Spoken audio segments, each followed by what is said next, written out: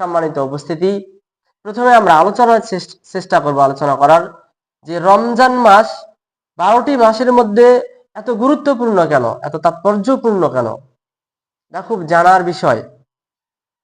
পৃথিবীতে মহান আল্লাহ তাআলা যুগে যুগে অনেক নবী রাসূলগণ প্রেরণ করেছিলেন, যাদের একটি মাত্র লক্ষ্য ছিল, একটি মাত্র উদ্দেশ্য ছিল যে মানব জাতিকে সমস্ত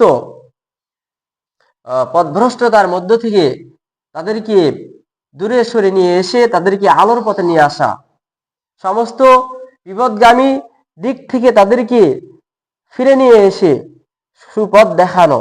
সে সকল নবী রাসূলগণের উপরে আল্লাহ তাআলা যুগে যুগে আবার পরিক্রমায় তিনি আসমানি কিতাব নাজিল করেছিলেন, যার মধ্যে একটি আসমানি কিতাবের নাম হচ্ছে পবিত্র কোরআন মাজিদ, যে কিতাবটি মুহাম্মদ সাল্লাল্লাহু আলাইহি ওয়াসাল্লামের উপর নাজিল করা হয়।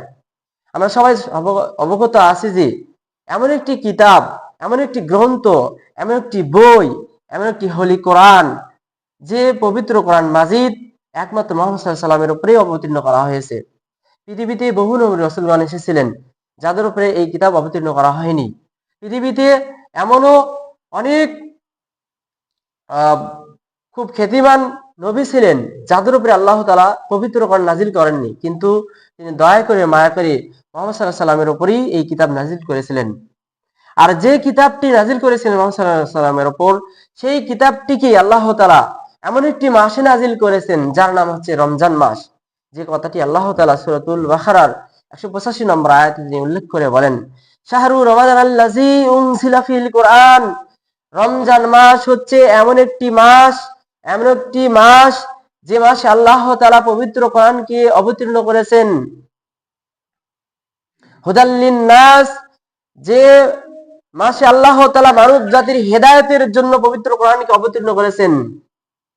ওয়া বাইনাতিম মিনাল হুদা ওয়াল ফুরকান, যে কিতাবকে অতীতে যতগুলো কিতাব নাজিল করা হয়েছিল, তাওরাত, জাবুর, ইনজিল সহ যাবতীয় আসমানি কিতাবগুলোর সত্যতা প্রমাণ বহন করে, যে কিতাব ছিল ফুরকান, সত্য মিথ্যার মধ্যে পার্থক্যকারী কিতাব।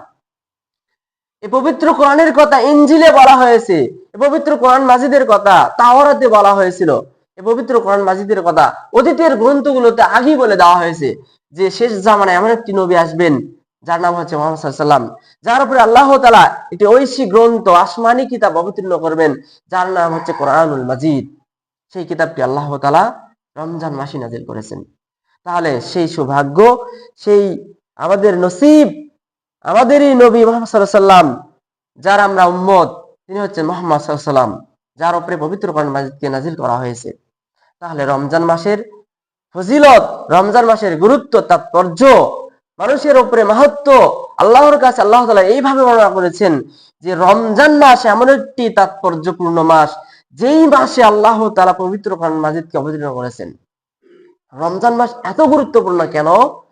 রমজান মাস এত গুরুত্বপূর্ণ যে পৃথিবীতে আল্লাহ তাআলার এই যে 365টি দিন রাত রয়েছে, যে রাত এবং দিন, এতগুলো রাত অতিবাহিত হচ্ছে, আর কোন রাত্রিতে আল্লাহ তাআলা কোরআনকে অবতীর্ণ করেননি। শুধুমাত্র অনলি তিনি লাইলাতুল কদরের রাত্রিতে পবিত্র কোরআনকে অবতীর্ণ করেছেন। আর যেই কদরের রাত, যে লাইলাতুল কদর হচ্ছে রমজান মাসে। তাহলে রমজানের গুরুত্ব, রমজানের তাৎপর্য, এত মাহাত্ম্য, এত সম্মান বেড়ে গিয়েছে কদর রাতের কারণে। রমজান মাসের গুরুত্ব বেড়ে গিয়েছে, রমজান মাসের মান সম্মান বেড়ে গিয়েছে পবিত্র কোরআনকে রমজান মাসে নাজিল করার কারণে। তাহলে সেই রমজান মাস আমাদের সামনে।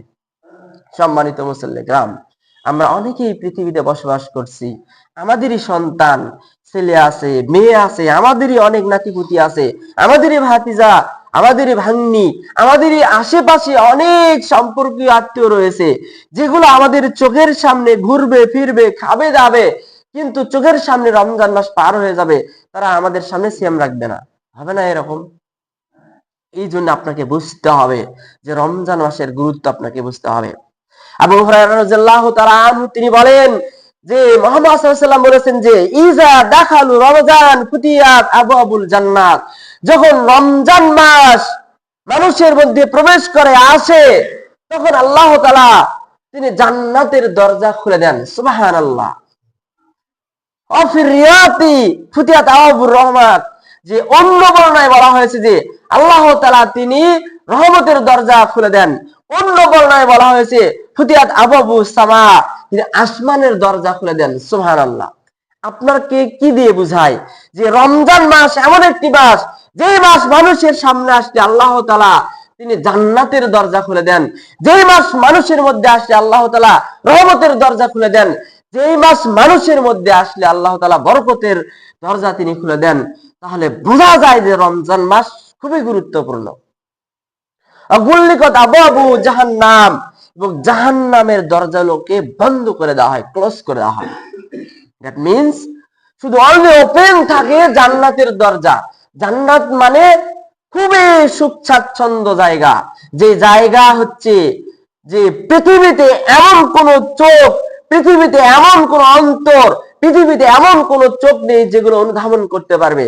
জান্নাত এত সুশোভিত, এত সুসজ্জিত জায়গা, যা মানুষ অন্তরের চিন্তা ভাবনা দিয়ে ধারণ করতে পারবে না, যা মানুষ চোখ দিয়ে দেখে কোনোদিন ধারণ করতে পারবে না। জান্নাত এত সুন্দর। সেই জান্নাতের দরজা খুলে দেওয়া হয় রমজান মাসে। সুলসিলাতি শায়াতিন, যেই মাসে, যে রমজান মাসে আল্লাহ তাআলা মানব জাতির প্রকাশ্য শত্রু, যে শত্রু মানুষের রক্তে, মানুষের রক্তের সাথে মিশে থাকে।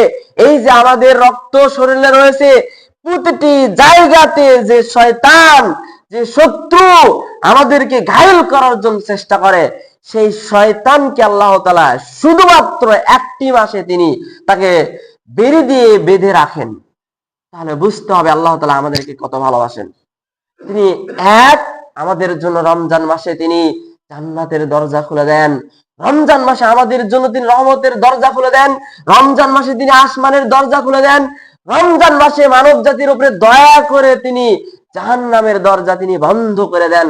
মানুষের উপরে দয়া করে তিনি আমাদের প্রকাশ্য শত্রু শয়তানকে তিনি বেঁধে রাখেন।